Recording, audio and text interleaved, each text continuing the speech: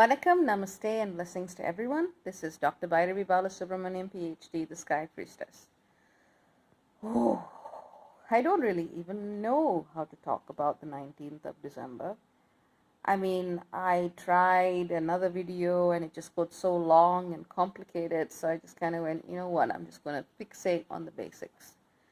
So the 19th of December in universal time is when you're going to be seeing the Sun conjuncting the galactic center. And if you remember my work in the past few weeks, I've also been talking about other bodies aspecting the galactic center, like Jupiter on November the 19th, Venus November the 23rd, and so on and so forth. Galactic center alignments are basically alignments that take us to a very high level of an experience of source. It's usually where we negotiate with guides, gurus, whatever you want to call it, and where we direct our particular evolution on a particular narrative of truth. I cannot say the galactic center is a happy-go-lucky alignment. It is a supermassive black hole. If a person wants to believe that it's going to bring you some mystical gifts and everything is going to be positive and hunky-dory, that is their choice.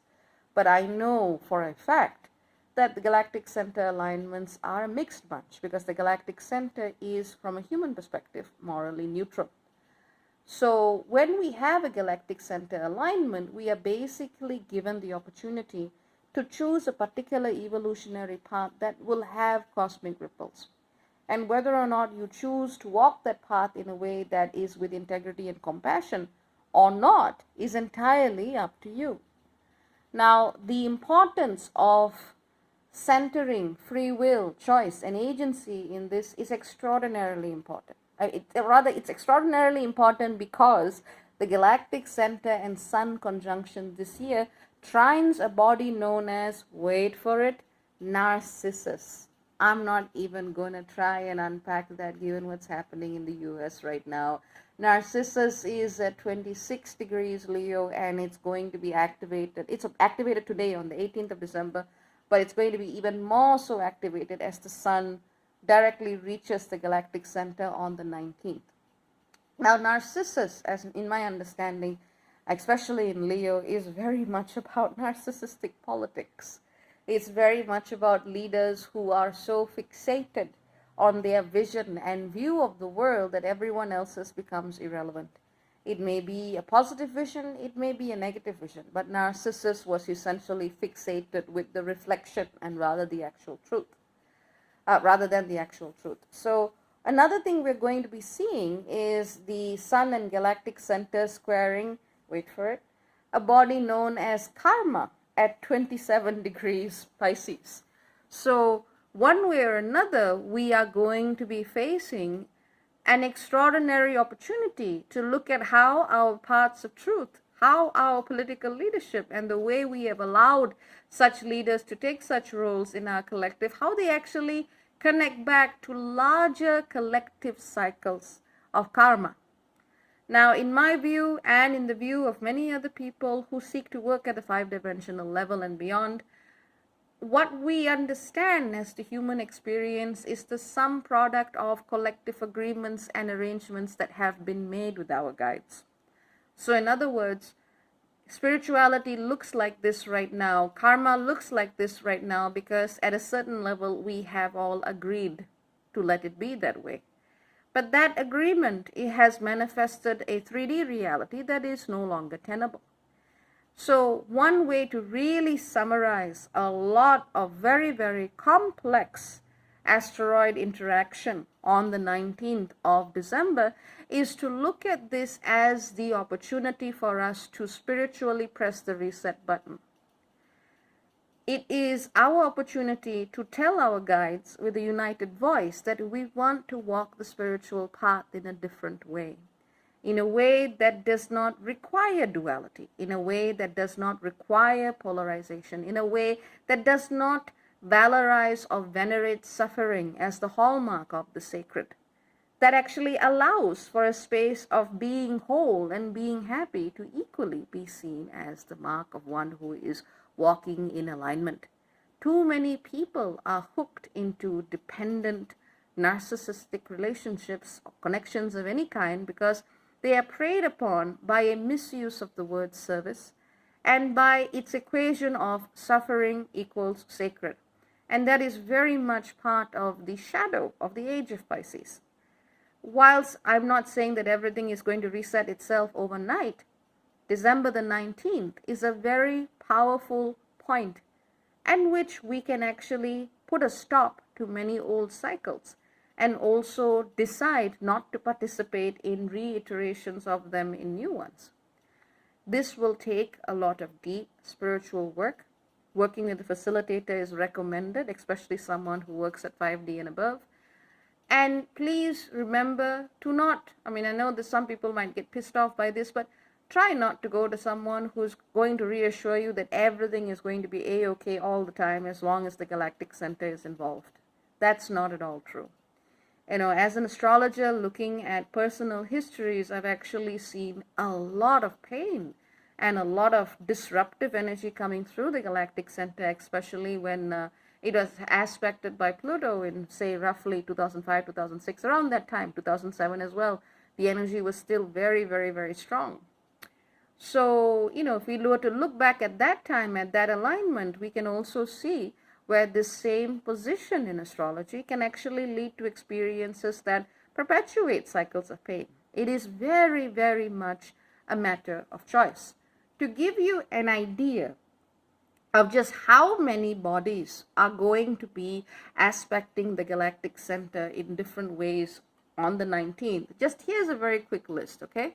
And of course, the sun's movement across 27 degrees Sagittarius is going to activate the rest of them. This is not a complete list, but it should give you an idea. So this is going to be aspecting Sedna, the dismembered feminine who becomes the protectress of the ocean. Psyche, the feminine who gets thrown into the underworld because her mother-in-law doesn't like her getting together with her son. Silaris, the centaur who gets very triggered and decides that he's just going to go and run into things and ran into a spear and died. Hermes in 27 degrees Capricorn, which is very much the messenger that is asking us to go back to truly ancient wisdom. And it's also asking us to be mindful that words and ideas have a power of their own. We're also looking at Haumea, the energy of the earth itself, as she speaks to us at 27 degrees Libra. We're looking at Arachne at 27 degrees Cancer, that reminds us that the choices we make right now weave our destinies in powerful ways. Nearby, we have Ixion the Tyrant at 28 degrees Sagittarius, and so on and so on and so on and so forth. In fact, we're already seeing an activation to all of this today on the 18th of December as Venus passes through the 27 degree Capricorn point.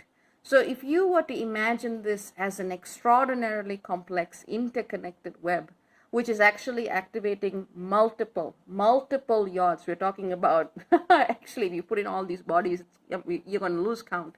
But it's activating multiple yods or multiple fingers of fate that can truly bring us to a point of a crossroads. Do we choose to entrench ourselves further in the karmic patterning of the past, or do we choose to go beyond? Do we choose to transcend that pattern entirely?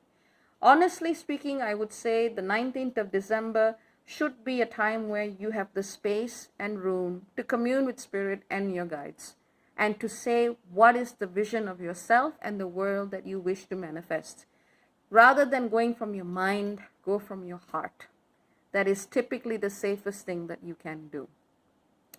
So having said that, I wanted to go into alignments, but I just kept finding so many interconnected yods everywhere.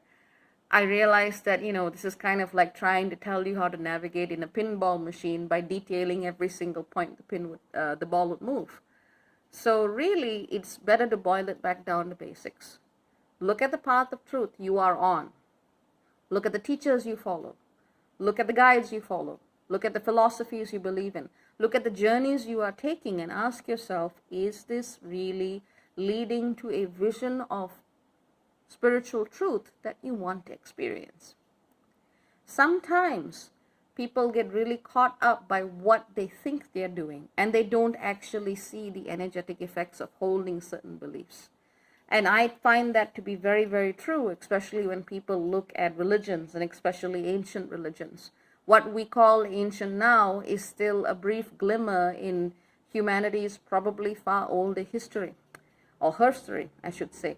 And a lot of the old technologies that we're trying to bring back now have encoded in them and in their mythologies the debasement of the feminine. You can find that in every existing major religion that has been around for a very long time.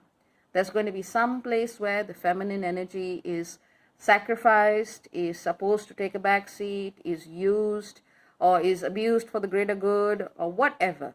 Those narratives are in everyone, or rather in every major religion that exists right now. So do think about the energetic echoes of whatever it is you are following and whatever it is you are doing, and make it very clear to your guides what it is that you, as a conscious, autonomous being, a co-creator in this very, very responsive universe, are willing to do and what you are not willing to do.